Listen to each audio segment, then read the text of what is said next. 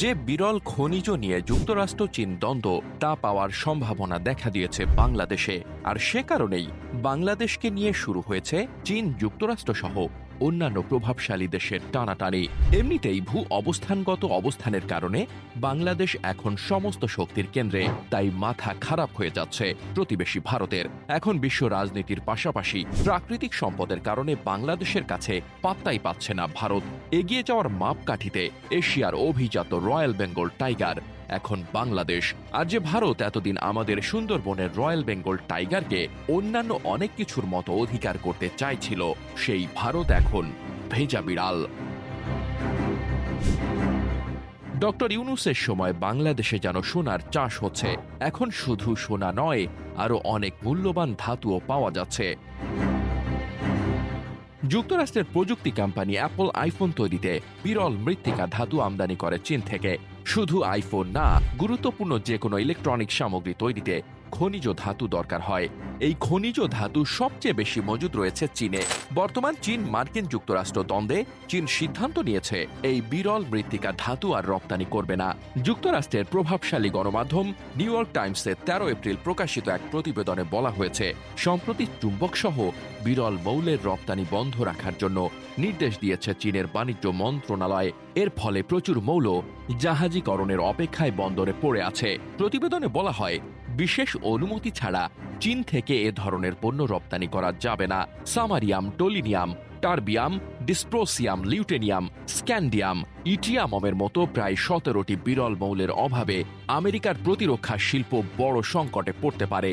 আর এই বিশ্ব সংকটের সমাধান আছে শুধু বাংলাদেশে। বাংলাদেশে বিরল খনিজের সন্ধান পাওয়া গেছে বলে জানিয়েছেন বাংলাদেশ ভূতাত্ত্বিক জরিপ অধিদপ্তর। প্রায় 20 বছর ধরে খনিজ নিয়ে কাজ করছে বাংলাদেশ ভূতাত্ত্বিক জরিপ অধিদপ্তর। সংস্থাটির গবেষকরা বলছেন, বাংলাদেশের নদী অববাহিকার বালু, জেগে ওঠা চর, সৈকত বালু এবং কয়লা খনি থেকে বিরল খনিজের সন্ধান পাওয়া গেছে। উত্তরবঙ্গের স্বল্প গভীরতায় প্রাপ্ত ভিত্তিশিলাতে বিরল খনিজ থাকার সম্ভাবনার কথাও বলেছেন তারা। গবেষকদের ধারণা, সিলেট, সুনামগঞ্জ ও ময়মনসিংহ জেলার পাহাড় থেকে নেমে আসা পানির স্রোতধারার পললের সঙ্গে তেজস্ক্রিয় মৌল ও বিরল ধাতু থাকতে পারে। জিএসবি সূত্র থেকে জানা গেছে, শুরুতে যমুনা নদীর বালু পরীক্ষা করে সেখানে থাকা আকরিকের মধ্যে বিরল মৃত্তিকা মৌলের সন্ধান পায় জিএসবির গবেষক দল। জিএসবির অর্থনৈতিক ভূতত্ত্ব বিভাগের পরিচালক মোহাম্মদ আলী আকবর জানান, 2016 সালে যমুনা নদীর বালুতে আমরা ভারী আকরিকের সঙ্গে উল্লেখযোগ্য পরিমাণে বিরল মৃত্তিকা মৌল পেয়েছি। এর সঙ্গে কিছু মাত্রায় লিথিয়াম, ইউরেনিয়াম এবং থোরিয়ামও পেয়েছি। শুধু তাই নয়, দেশের প্রায় সব কটি নদীতে এগুলো পাওয়ার সম্ভাবনা রয়েছে।